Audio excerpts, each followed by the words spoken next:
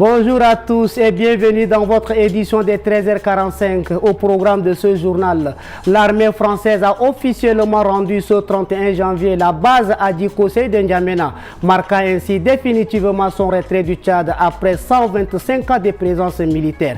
Après ses départs successifs des bases de Faya le 26 décembre 2024 et d'Abéché le 11 janvier 2025, l'armée française quitte sa principale base d'Njamena. Les détails dans ce journal.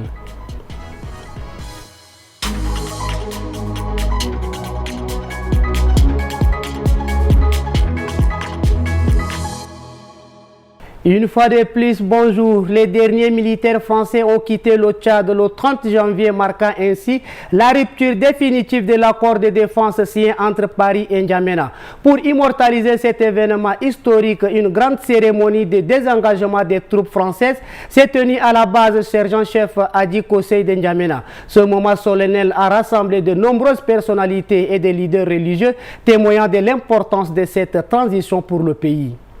C'est officiel, après plusieurs décennies de coopération dans le domaine de la défense, les militaires français quittent définitivement le sol tchadien ce 30 janvier, conformément à la décision des autorités tchadiennes. Ce matin, une cérémonie officielle de désengagement s'est tenue à la base sergent-chef à Dikosé pour marquer cet événement historique. Selon Abdraman Koulama, la présidente du comité chargé du désengagement des accords militaires entre le Tchad et la France, ce retrait ne suffit pas une rupture totale, mais une transition vers une nouvelle ère dans les relations bilatérales entre les deux pays. Ce 31 janvier 2025 marque ainsi le retrait définitif et complet des forces françaises stationnées au Tchad. C'est au bas mot un nouveau lever de soleil au ciel d'un Tchad entièrement souverain et résolu à assumer son destin. Ce retrait est largement salué par une partie de la population tchadienne qui voit en lui une avancée vers une souveraineté plus affirmée. Désormais, le Tchad affirme sa volonté de redéfinir ses partenariats dans un cadre basé sur le respect de sa souveraineté et de son indépendance. À la fin de cette cérémonie, les Tchadiens présents à la cérémonie ne cachent pas leur satisfaction suite à ce retrait définitif. La souveraineté s'acquiert. Et aujourd'hui, il ne s'agit pas de rompre quelques relations que ce soit avec quelques pays que ce soit. C'est une réorientation complète de la diplomatie tchadienne envers les intérêts propres du pays et de la nation.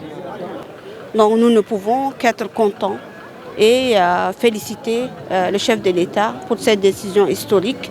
Et bien évidemment, nous appelons tous les Tchadiens à se réunir autour de notre président pour qu'on puisse bien évidemment travailler pour faire avancer notre pays. C'est une décision responsable parce qu'on ne peut pas comprendre qu'après 60 quelques années d'indépendance, nous ayons encore une force, n'est-ce pas, étrangère sur notre territoire et qui se comporte comme s'ils étaient dans un pays conquis. Nous sommes indépendants, nous sommes souverains. Donc c'est une décision historique, c'est une décision indépendante, souveraine. Et il va falloir que maintenant nous puissions permettre à la jeunesse, n'est-ce pas, de s'attaquer aux soucis du développement, aux soucis, n'est-ce pas, de l'unité des Tchadiens et de la réconciliation.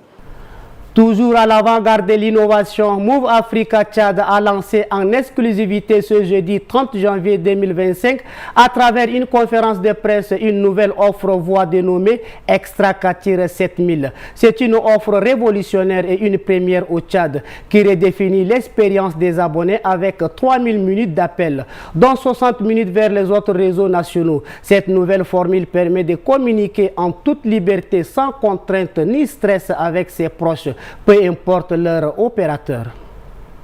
Dans un monde où communiquer est un besoin essentiel, Move Africa Tchad se positionne une fois de plus comme le leader de l'innovation en matière de télécommunications.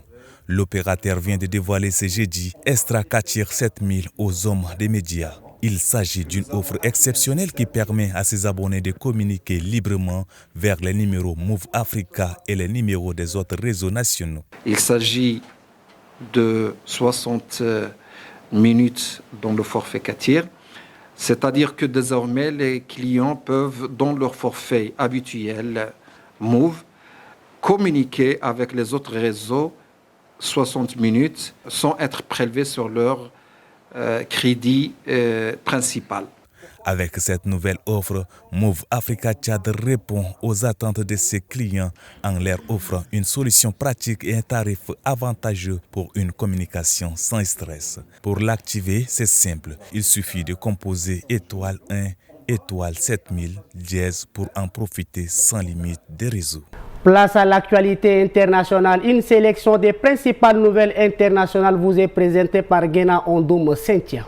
Devant la Chambre des représentants jeudi 30 janvier, le Premier ministre belge Alexandre De Croo a demandé formellement au Rwanda de cesser son soutien au groupe armé M23 qui sévit dans l'est de la République démocratique du Congo. En Europe, les critiques se multiplient vis-à-vis du Rwanda. L'intégrité territoriale de la RDC doit être respectée. Devant cette cour, Alexandre De Croo a condamné les exactions du Rwanda, soutien du M23 dans l'est de la RDC. Le Premier ministre belge juge inacceptable les violences et assure au président congolais Félix Tshisekedi sa solidarité. L'armée malienne et ses supplétifs, les chasseurs traditionnels de Zou, sont accusés d'exactions dans plusieurs villages de la région de Ségou, dans le centre du pays.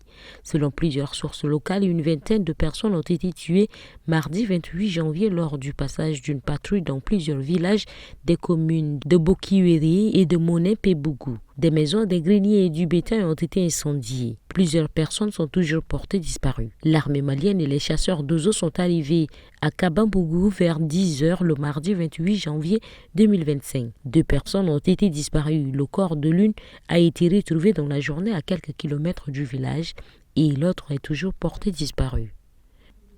L'Ouganda a annoncé jeudi une épidémie de virus Ebola, fièvre hémorragique virale souvent mortelle dans la capitale Kampala. La maladie a fait un mort dans le milieu hospitalier. Plus de 2 ans après la dernière flambée épidémique, les autorités ougandaises ont annoncé jeudi 30 janvier une épidémie du virus dans la capitale Kampala. Une épidémie causée par la maladie virale Ebola Soudan a été confirmée à Kampala après confirmation par 3 laboratoires nationaux de référence, a déclaré la secrétaire permanente du ministère ougandais de la Santé, Diana Atwin, citée sur X. C'est tout pour cette édition. Merci pour votre fidélité et excellente suite de programmes sur notre antenne.